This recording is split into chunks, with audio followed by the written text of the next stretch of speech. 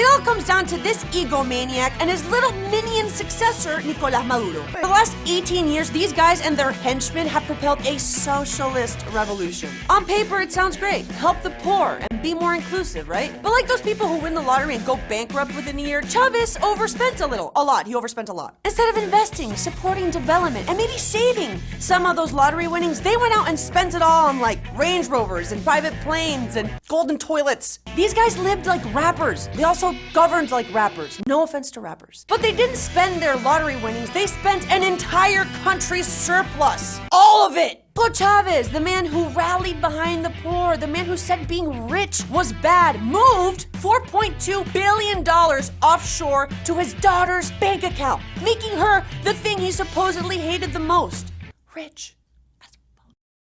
So what does life look like now in sunny Venezuela? You see these people waiting in line for like 8 hours? And no, they're not waiting in line for the new Avengers movie. They're waiting for the new blockbuster hit, chicken, milk, eggs, staple foods, clean water, anything to survive. These are lines to buy shit at a grocery store. And then once you get there, you don't even know what you're gonna find. Oh look, it's an old bottle of ketchup and some rice. Guess that's gonna have to be lunch for the next week. And women, even if you do miraculously find tampons, you won't be allowed to buy more until next month. The socialist revolution does not care about your heavy flow. Why are there lines? Because nobody is making shit. Because nobody can make any money off making shit. And even if you did want to make shit, there is no raw shit to make your shit. Shitty situation all around. Shitty situation. Coca-Cola shut down because there's no sugar, and there's no sugar because sugarcane farmers can't afford to sell it. So the government dictates the price, and then they set the price too low, so people basically have to pay to work. It's like the whole country's on an unpaid internship.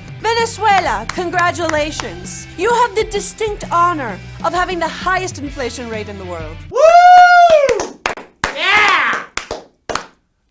When the Venezuelan government ran out of money, they fixed it by printing more. Just print it! They printed the way a high schooler prints his garage band opening show flyer. If you don't know anything about inflation, Google it. I mean, you'll find in the first paragraph of Wikipedia that simply printing money is a terrible idea. You know who didn't Google it? Venezuela's finance minister, because he said he doesn't believe in inflation. That's like a scientist saying he doesn't believe in gravity. So in Venezuela, the little money you have is worthless, and then the few things that you can buy cost too much. Let's put this into perspective, okay? It is cheaper for me to wipe my ass with this than with this.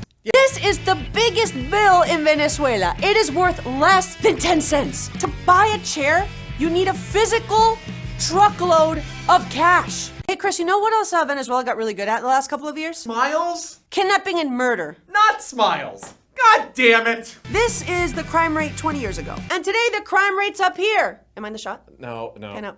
There you go.